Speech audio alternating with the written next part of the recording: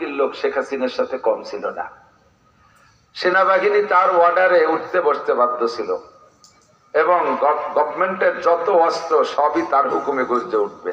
এও তার হাতে, র্যাব তার হাতে, বিডিআর তার হাতে, পুলিশ তার হাতে, আনসার তার হাতে, বিমান বাহিনী তার হাতে, নৌবাহিনী তার হাতে, যুবলীগ তার হাতে, ছাত্রলীগ তার হাতে, সব আমলীগ তার হাতে, রাষ্ট্রীয় সমস্ত ক্ষমতা অস্ত্র সব তার হাতে।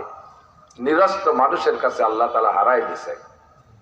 আল্লাহ বুঝাই দিয়েছে যে তোমরা বলতে জনগণ ক্ষমতার উৎস, সব জনগণ তোমার হাতে, শক্তিশালী জনগণ তোমার হাতে, তা যেত যেত তো জিততে পারে নাই। নিরস্ত্র মানুষের কাছে আল্লাহ হারাই দিয়ে শিক্ষা দিয়েছে একদলকে শিখাইয়া ফাতাবিরু ইয়া উলিল আবসার। কোরআন শরীফে বড় বড় কাফেরদের নেতাদের আলোচনার শেষে আল্লাহ তাআলা আয়াতের শেষে বলেন ফাতাবিরু ইয়া উলিল আবসার, তোমরা যাদের জ্ঞান আছে বুদ্ধি আছে ওখান থেকে শিক্ষা নাও, ওখান থেকে শিক্ষা নাও। একদলকে আমি এরকম করেছি, আর একদল না ভাবছো, তোমাদেরকে আমি কিন্তু এর চাইতে ভালো শিক্ষা দিয়ে দিতে পারি। সীমা লঙ্ঘন করবা তো অ্যারেস্ট হয়ে যাবা, সীমা লঙ্ঘন করবা তো দুনিয়ায় তোমরা পুলিশ দিয়ে অ্যারেস্ট করো, আল্লাহ পাক রব্বুল আলামিন এমন বাহিনী পাঠায় দেবে যে বাহিনীর হাত থেকে ছুটতে পারবে না। বহুত বড় বড় মস্তান, বড় বড় মস্তানদের নাম আমি কিতাবে পড়েছি। তার মধ্যে আদম সন্তানের ভিতরে সবচেয়ে বড় মস্তান, যার তুলনায় আপনারা তার বডি পরিমাণ শুনছেন কিনা জানি না, সবচেয়ে বড় জোয়ানের নাম হলো ঔজ ইবনে হুনুক। নাম কি? যারে আপনারা চেনেন সংক্ষেপ নামে উসপহলান, শুনছেন না? এর আরবিতে উচ্চারণ হলো আইন ও জিম, রোজ। বাপের নাম হুনুক, মার নাম সফুরা। এই সফুরা আদম আলাইহিস সালাতু ওয়াস সালামের মেয়ে। তো আদম আলাইহিস সালামের সময় ওনার জীবদ্দশায় সন্তানদের বিবাহ এভাবে হতো, এক জোড়া জোড়া জোড়া সন্তান হতো, ছেলে আর মেয়ে, এ জোড়ার ছেলে ও জোড়ার মেয়ে, এভাবে বিয়ে হতো। তো ওনারই মেয়ে সফুরার বিয়ে হয়েছে ওনার আরেক সন্তান ঔজের সাথে। বহু আগের মানুষ, আদম সন্তানের ভিতরে এত বড় বডি ফিগার ওলা আর কেউ আসে নাই। সেকেন্ড আইসা মুসা আলাইহিস সালাতু ওয়াস সালামের ভিতরে কওমে আমালাকার মধ্যে এক জওয়ান ছিল, তার নাম জালুত। কোরআন শরীফে সরাসরি জালুতের কথা আসছে। তো এই দুইজনের বডি কত বড় ছিল আমি যেটা পড়েছি, উজ জোয়ান ছিল 3600 গজ, তার মানে 3.5 কিলোমিটার। কত? আপনাদের এই গ্রামের নাম আলালপুর, লম্বা কি 3.5 কিলোমিটার হবে গ্রাম?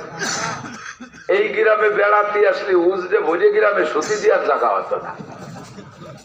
যে লোকটা 3.5 কিলোমিটার লম্বা হয় ও লোক কিন্তু 1 কিলোমিটার চওড়া হয়। আমি 3.5 হাত লম্বা, দেখেন 1 হাত চওড়া, তাহলে 3.5 কিলোমিটার লম্বা হলে 1 কিলোমিটার চওড়া। এই গ্রামে ঢুকলি তারে পুরো গ্রামে সুতি দেওয়ার জায়গা, ইউনিয়নের মাথায় তো মাথায় চলে যেত, ঠিক না? ও যদি একক তো পায়খানা করে যেত, আমরা কজন তলে বড়ি মরি যেতাম। সত্যি না মিথ্যা? ও জোরে পেশাব করে দিলে আমরা পর্দা দিয়ে বাইসে চলে যেতাম।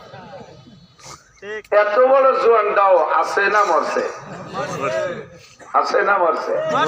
ওর মরার কিসসা খুলাসাতুল আম্বিয়া কিতাবের ভিতরে লেখে, ওর ও মরছে হচ্ছে হযরত মুসা আলাইহিস সালামের হাতের মাইর খাইয়া। মুসা আলাইহিস সালাম লম্বা 30 হাত, লাঠি 30 হাত, জাম করছে ওর বাড়ি দেওয়ার জন্য 38 হাত। এই 90 হাতের পর ওর টাকুতি বাড়ি লাগছে, ওই মরে গেছে। ওইটা হযরত নূহ আলাইহিস সালাতু ওয়াস সালামের প্লাবনের সময় যত মানুষ নৌকায় উঠাই ছাড়া ছিল একটাও বাঁচে নাই, শুধু উজ নৌকায় না উঠেও বেঁচেছিল।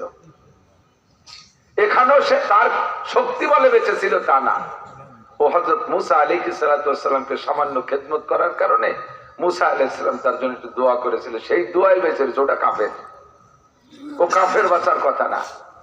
মুসা আলাইহিস সালাম, নূহ আলাইহিস সালাম, নূহ আলাইহিস সালাম যখন নৌকা বানাইতে যে লাস্টে যে কয়টা তক্তায় কম পড়ে গেছে, এখন এই তক্তা কোথায় পাবে? তো উজরে ডেকে কইলো, উজ জিব্রাইল কইলো সাগরের ভিতরে পানির মধ্যে একটা গাছ আছে, সামনের এই তক্তাগুলো পানির গাছ দিয়ে দিলি ভালো হবে, কারণ ঝড়ঝাপটায় পানিতে নুনায় মুনায় খেয়ে না দেয়, এই পানির গাছ হলি ভালো হবে। তো পানির মধ্যে গাছটা তুই একটু উঠে নিতে। তো উজ কয় যে তাহলে কি দেবেন কন? কয় তুই কি চাইস কয় যে আমি একক তো খাতি দিলি হবে না। পয়সা করি চা খাতে কি চাইনি খাওয়াতে এমনি পাবি কয় না পয়সা দিয়ে কি করবো জীবনে মায়ের পেটে পড়িয়ে কোনোদিন পেট ভরি খাতে পারলাম না। তো নূহ আলাইহিস সালাম ওর জন্য 3টে রুটি দিয়েছে দস্তরখানে কুল খা। ও 3 রুটি দিয়ে লজ্জাতে হাসিয়ে দিয়েছে কি কি কি খায়।